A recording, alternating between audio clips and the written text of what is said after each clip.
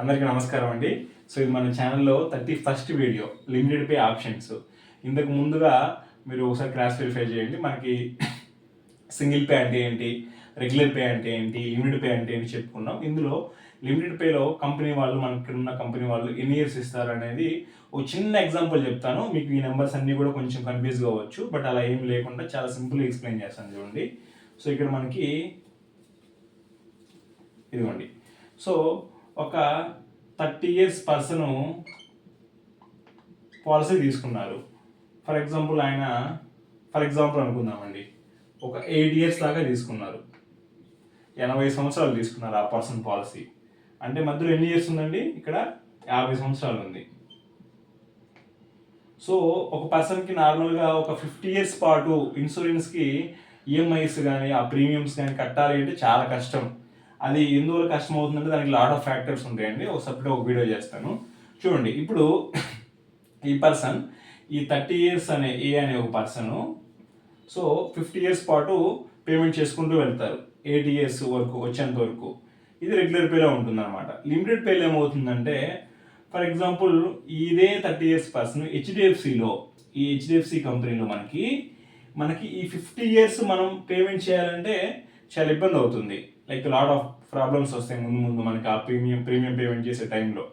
అప్పుడు HDFC company వాళ్ళు ఏమంటున్నారంటే, మనకి సార్ మీరు ఒక 5 ఇయర్స్లో కూడా మీరు క్లోజ్ చేసుకోవచ్చు.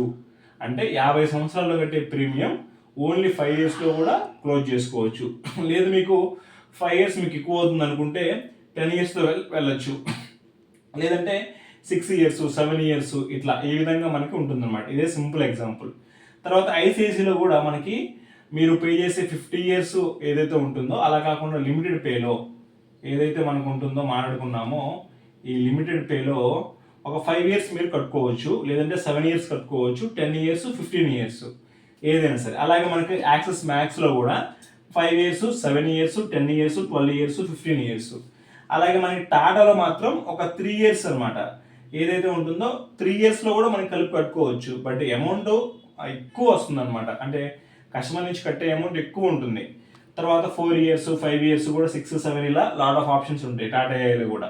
బజాజ్ లైఫ్లో కూడా 5 ఇయర్స్ 6 ఇయర్స్ 10 12 15 ఇయర్స్ ఉంటుంది అనమాట. సో మన దగ్గర ఉన్న టాప్ 5 బ్రాండ్స్లో ఈ విధంగా లిమిట్ పే ఆప్షన్స్ ఇయర్స్ ఉంటాయి. సో ఇక్కడ నేను సింపుల్గా ఏం చెప్తున్నానంటే, ఒకసారి ఇవన్నీ తుడిపేస్తాను. ఇదిగోండి, ఇక్కడ కస్టమర్ ఆ ఫైనాన్షియల్ స్టేబిలిటీని బట్టి మనకు అక్కడ ఏదైతే ఆయనకి ఆ కస్టమర్కి అవైలబిలిటీని బట్టి మనం పేమెంట్ చేసుకుంటూ వెళ్ళొచ్చు. మేజర్గా అన్ని కంపెనీస్లో 5 ఇయర్స్ 10 ఇయర్స్ 15 ఇయర్స్ ఇలా ఉంటుంది.